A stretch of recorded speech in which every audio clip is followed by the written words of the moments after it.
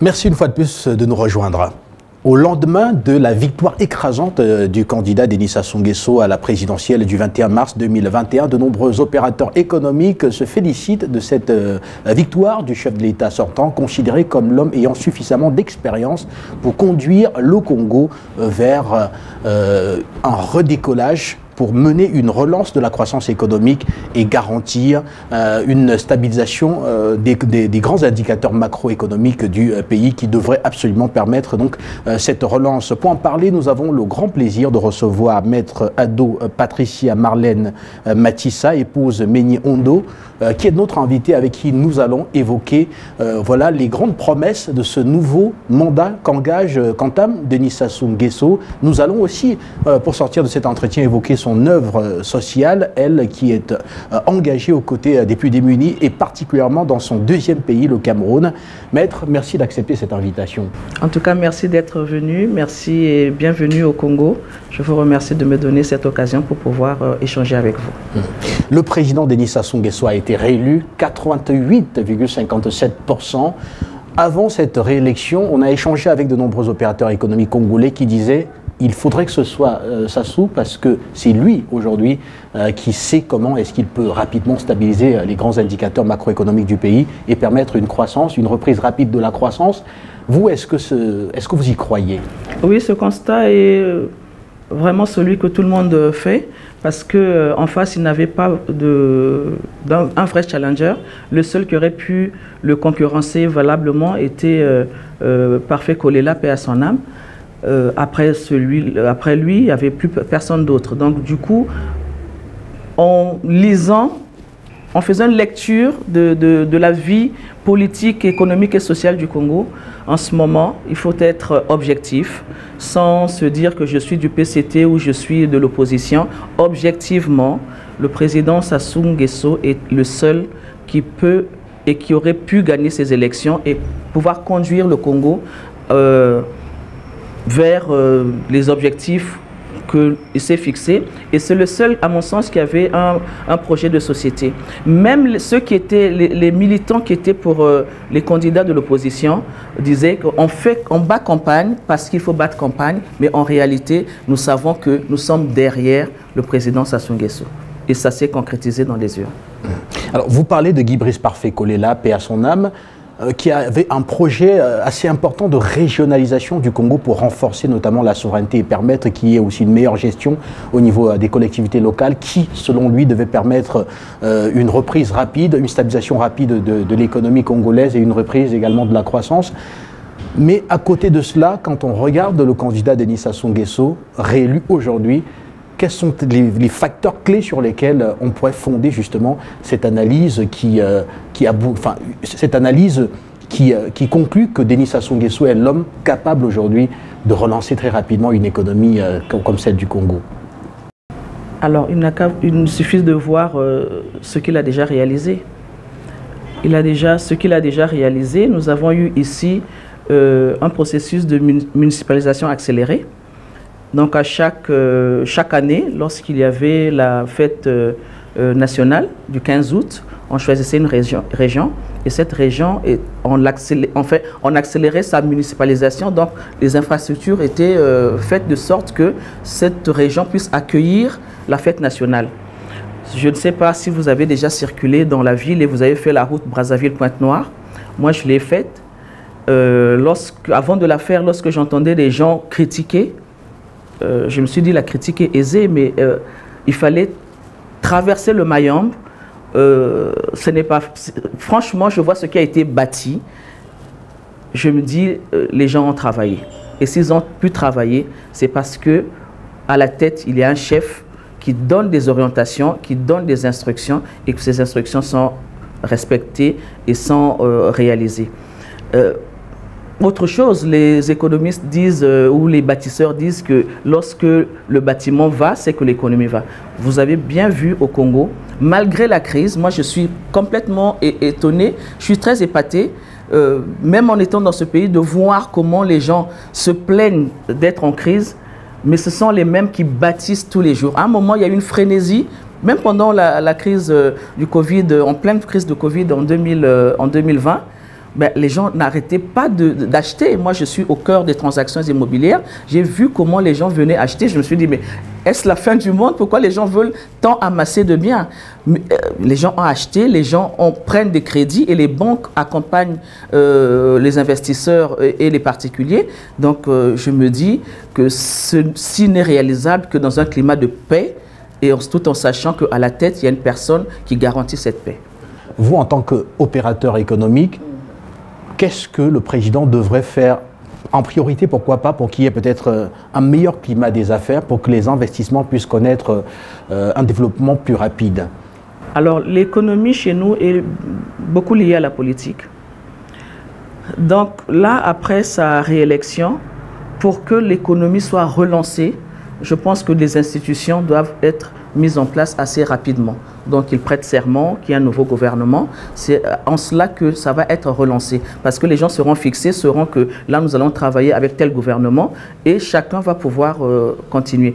Dès lors qu'il n'a pas encore prêté serment, qu'il n'y a pas un nouveau gouvernement, tout le monde reste en stand-by et on attend. Et ce n'est que ça qui freine. Dès que la machine sera, dès qu'il aura prêté serment et qu'un nouveau gouvernement sera mis en place, je sais que les choses repartiront, mais repartiront de plus belle parce que les gens sont très optimistes ici. Les gens sont très optimistes et je vois dans les engagements qu'ils prennent, voilà, dans tout ce qu'ils font au quotidien, c'est un futur beaucoup plus radieux. Et déjà d'être optimiste, d'y croire, c'est très important. Mais pour que la relance soit effective, il faut qu'il y ait donc prestation de serment du président, mise en place des nouvelles institutions et tout sera relancé. Alors le chef de l'État qui parle de relance de l'économie et qui parle aussi d'accélération même après la relance, notamment à travers, des investissements massifs dans l'industrialisation, dans l'agroalimentaire et également dans la formation, particulièrement de la jeunesse. Je voudrais aborder ces quelques points avec vous pour voir ce qui peut être fait effectivement rapidement. Déjà dans le secteur de l'industrialisation, comment mettre sur pied un véritable tissu industriel, comment faire décoller ce secteur industriel ici au Congo, vous qui suivez justement ces investissements au quotidien dans votre cabinet? Alors déjà par la formation des jeunes. Les jeunes manquent de formation. Les jeunes sont ambitieux, ils ont l'intelligence, les capacités et tout, mais s'ils n'ont pas la formation adéquate, ils ne pourront pas, à bon escient, exercer les métiers qu'on va leur donner, même si on leur donne de l'argent pour pouvoir gérer un lopin de terre. S'ils n'ont pas la formation adéquate, ils ne pourront pas avancer. Donc je pense qu'il faut mettre un accent assez particulier sur la formation des jeunes et qu'au sortir de cette formation, que chacun se sente responsable et non attendre d'être...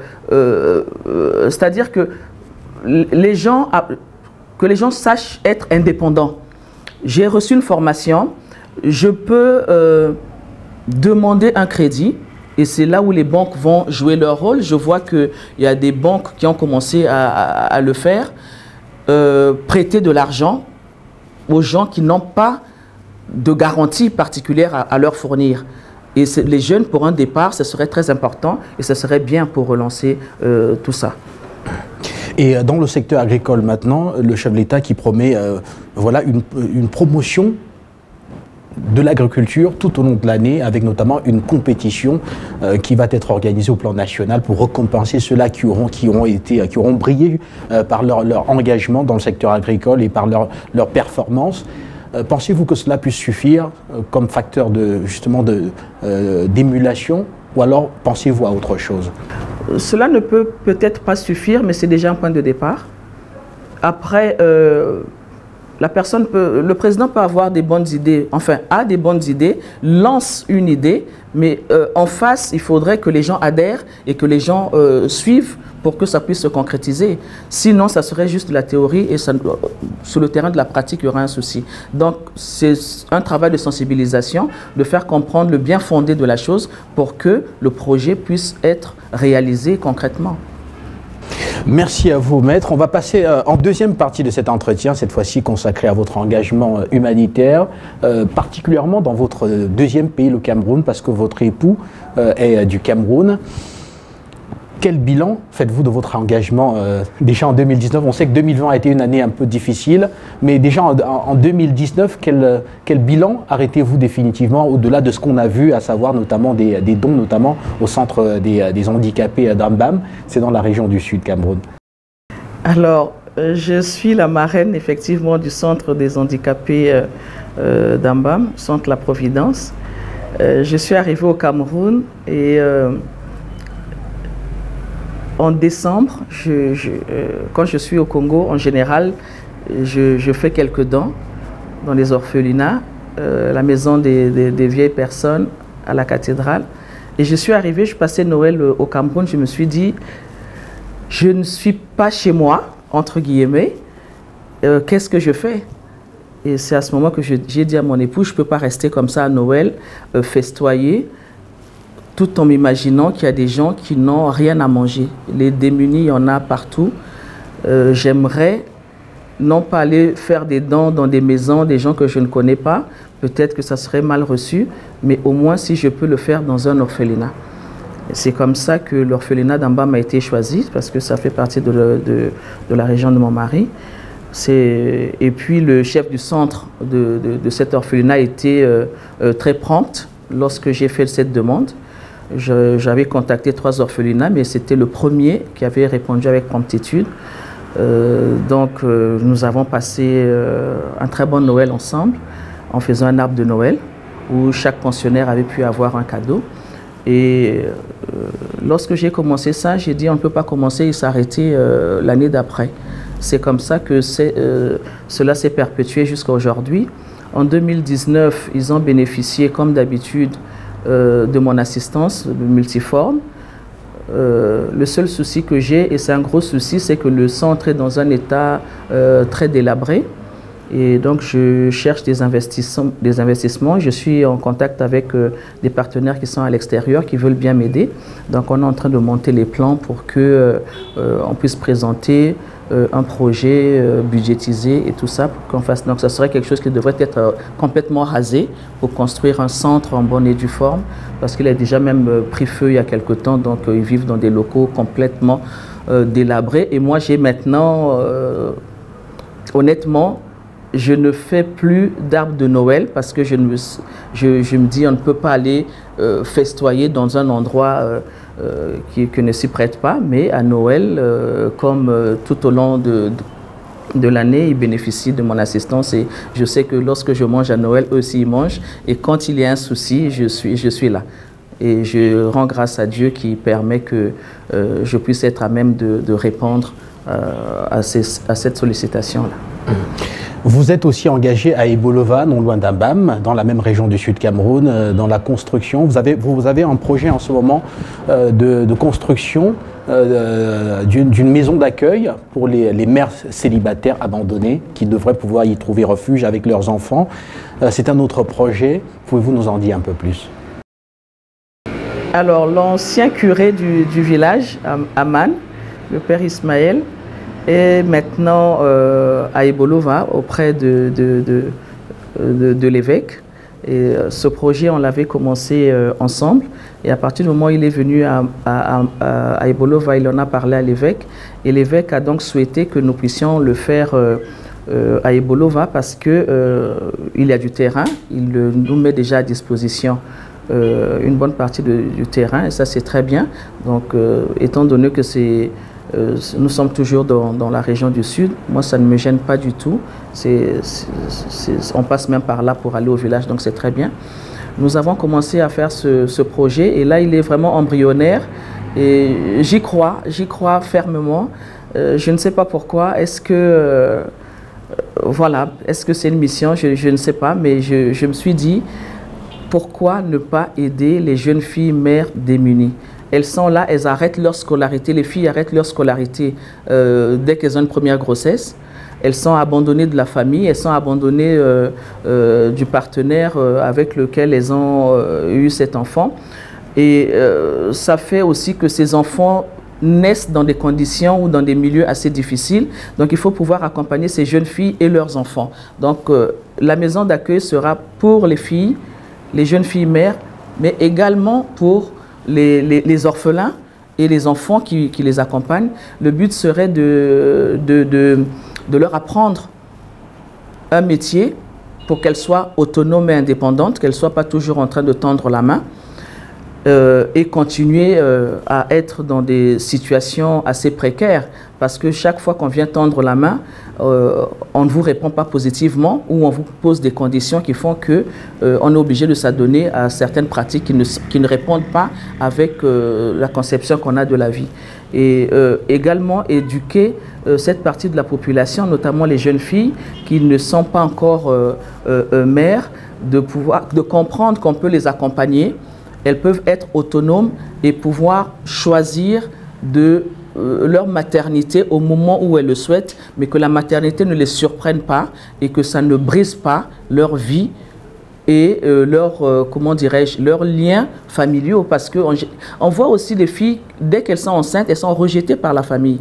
Donc le fait de pouvoir les structurer, de pouvoir les accompagner, de pouvoir les former, ça fait qu'elles ont une place dans la société, elles ont une place dans la famille, et ce sont celles-là qui vont pouvoir aider demain d'autres filles à comprendre que ce chemin n'est pas le bon, voilà le bon chemin, mais nous c'est par la formation, et j'ai souhaité que ce soit une formation religieuse d'abord à la base, parce que moi-même j'ai été à l'internat chez des religieuses, et j'ai vu que ça a eu un impact très positif sur ma vie et sur ma scolarité et sur ce que je suis devenue aujourd'hui. Beaucoup de mes copines à l'époque à l'école ont abandonné et on ne se voit plus parce que très vite elles n'ont pas été encadrées. Et moi j'ai eu l'avantage recevoir un bon encadrement, et je pense que l'Église est un facteur important d'éducation et de formation pour la société, et donc je voudrais donner cette chance aux filles de pouvoir faire une formation et pouvoir être indépendantes. Et nous également, nous ne pouvons ici que convier les mécènes et surtout les membres de la diaspora camerounaise à vous accompagner dans cette œuvre qui permettra ici, de changer, qui permettra à toutes ces filles-là de pouvoir changer de vie, de reprendre le contrôle justement de leur vie et d'être promues à un avenir meilleur. En tout cas, c'est un souhait, ce serait bien que des mécènes puissent nous accompagner dans ce projet. Lorsqu'on sait qu'on a donné un sourire à une personne qui n'en avait plus depuis longtemps, je vous assure que je dors bien et très bien. Parce que c'est une bénédiction que de faire du bien. On ne va pas attendre de cette personne qu'elle vous rende, mais le sourire qu'on peut lire sur un visage qui a été meurtri, je pense qu'il n'y a pas meilleure bénédiction que ça. Merci beaucoup à vous, maître Ado Patricia, Marlène Matissa, épouse Meigné Ondo. Merci d'avoir accepté cet entretien ici à Brazzaville pour faire le point notamment sur le processus électoral qui vient de se terminer en tant qu'opérateur économique, et aussi d'avoir marqué ce temps d'arrêt pour nous parler de votre engagement aux côtés des plus démunis. C'est moi qui vous remercie. Merci également à vous, très chers téléspectateurs de la télévision panafricaine. Ici prend fin cette mission de couverture spéciale du processus électoral en République du Congo. Nous vous souhaitons bien sûr une excellente suite sur les antennes de la télévision panafricaine, et nous vous retrouvons très bientôt dans une nouvelle aventure.